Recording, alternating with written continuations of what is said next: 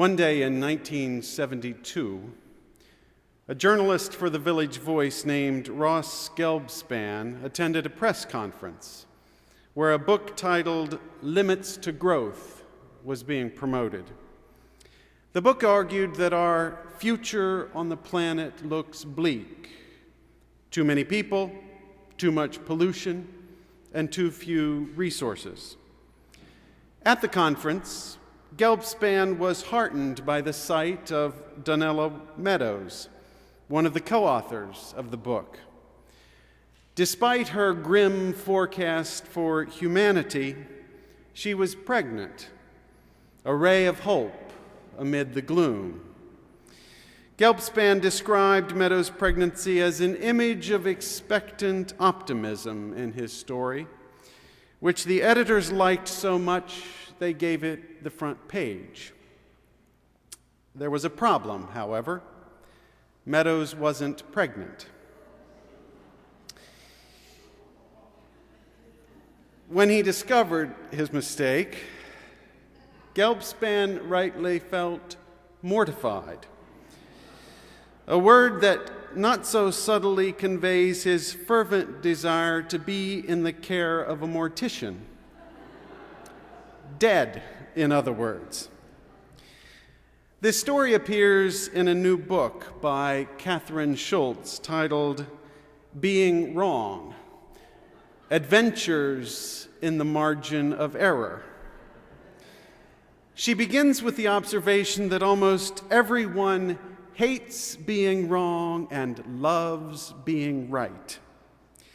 Our delight in being right doesn't depend on the scope of our certitude, whether we're right about which team will win the World Series, for example, or right about the meaning of life.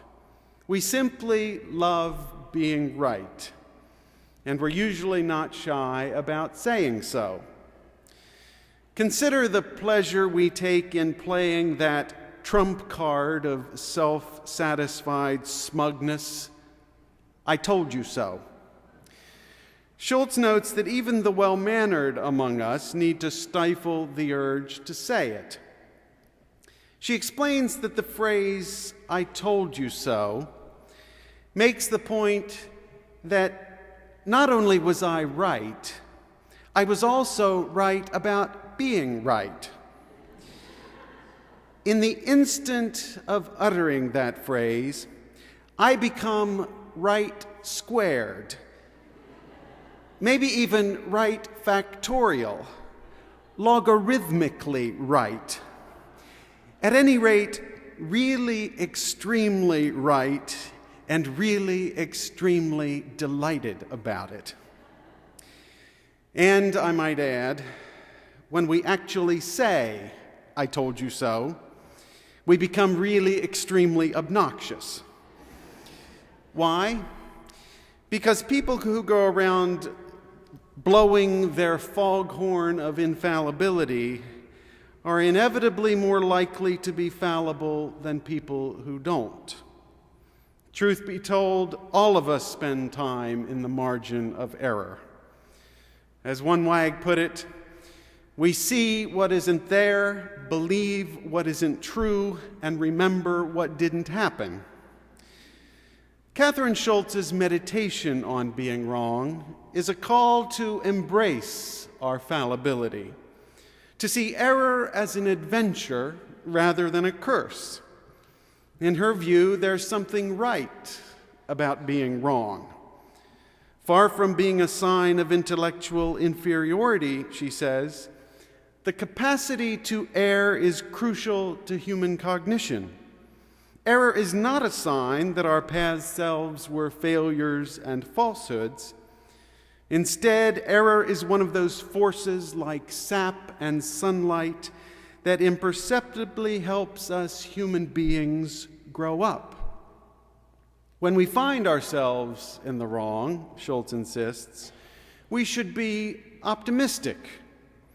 To be wrong is to depart from facts and enter the realm of imagination and creativity.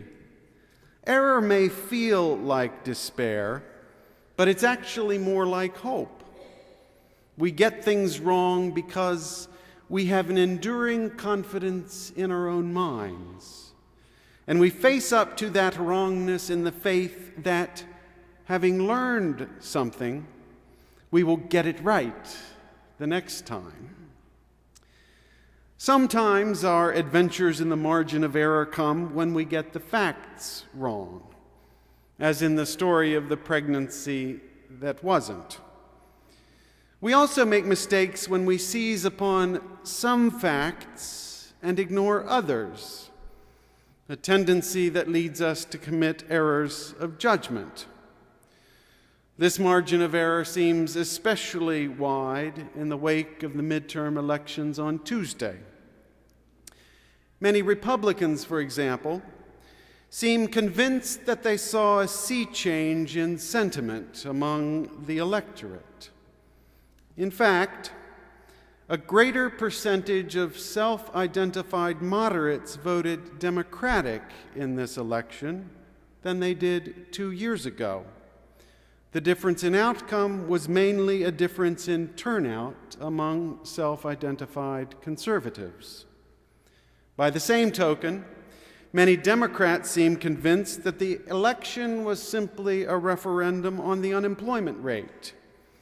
In fact, while many conservative politicians were all rallying around the same standard, each moderate and liberal politician was hiding in a different bunker, which is why young Democratic voters stayed home in droves on Election Day. They had no one to follow. I've mentioned before the legendary fighter pilot and military strategist Chet Boyd, who says that the most critical moment in any tactical situation is when we observe the situation we're in and assess the facts. Eventual losers tend to see whatever they are looking for, Boyd says, while eventual winners see what's actually there. The key is to look for mismatches between your current worldview and the world as it is. Boyd puts it this way: a general rule is that bad news is the only kind that will do you any good. You must seek out and find data that doesn't fit your worldview, and you must do this while there is still time. Boyd calls this skill agility, which is the ability to rapidly change one's orientation or worldview in response to what is happening in the external world. If we're not sufficiently agile, we veer off into the margin of error. Shortly after I arrived at All Souls in 1993, I was given the task of meeting with a number of members of the congregation to discuss some pressing matter. I've sufficiently repressed the memory that I can't recall the exact purpose. In any event, another member of the All Souls staff set up the meetings, many of them breakfasts, and my job was to show up and do my part. Since I didn't know many of these people well, and some of them not at all, it was a good chance for me to learn to know them. One morning, I was waiting at a restaurant in Midtown for my designated breakfast guest when my cell phone rang. The connection was poor and the restaurant around me noisy, but I figured out that the caller was my guest waiting for me at a different restaurant on the Upper West Side. Somehow in the scheduling process, the locations had been confused. I apologized profusely and offered to jump in a cab and go to her restaurant. "No," she replied, "your location is closer to my office." I later learned that she was a journalist for the New York Times. "So I'll come to you." I waited for a few minutes until she arrived. After I thanked her for making the trek, we sat down and ordered breakfast. We casually chatted about All Souls for a few minutes, and I was just about to tuck into my egg white omelet when I looked up. Approaching our table from across the room was the woman who had called my cell phone. In a horrifying flash, I realized that the woman now sitting at the table was not the woman who had called me on my cell phone. I had been double booked, but awkward timing and a poor phone connection kept me from figuring it out in time. "Good morning, Galen," the woman said as she arrived at our table. It was not a good morning. I was uncharacteristically speechless and deeply embarrassed, and yes, thoroughly mortified. I suppose the incident by now counts as an adventure, especially since I can't describe it to this day without getting that feeling you have when a plane hits an air pocket and the rest of you descends more rapidly than your stomach. I did, however, learn one important lesson. I learned how gracious and forgiving people in this congregation can be. Both of my would-be breakfast guests seemed more concerned to relieve my embarrassment than to acknowledge their own inconvenience. But when it comes to adventure, getting the facts wrong, or making bad judgments, or generally making a mess of things, is only the warm-up, perhaps the sideshow.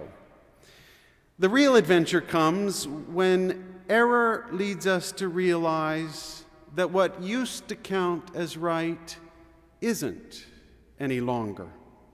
Sometimes wrong becomes the new right. This is the basis of evolutionary theory, which showcases the usefulness of error. The contemporary American journalist and poet Eliza Griswold explores this dynamic in her poem titled Evolution. Was it dissatisfaction or hope that beckoned some of the monkeys down from the trees and onto the damp, forbidding musk of the forest floor? Which one tested his thumbs against the twig and awkwardly dug a grub from the soil? What did the tribe above think as it leaned on the slender branches, watching the others, frustrated, embarrassed, but pinching grubs with leathery fingers into their mouths? The moral is movement is awkward. The lesson is fumble.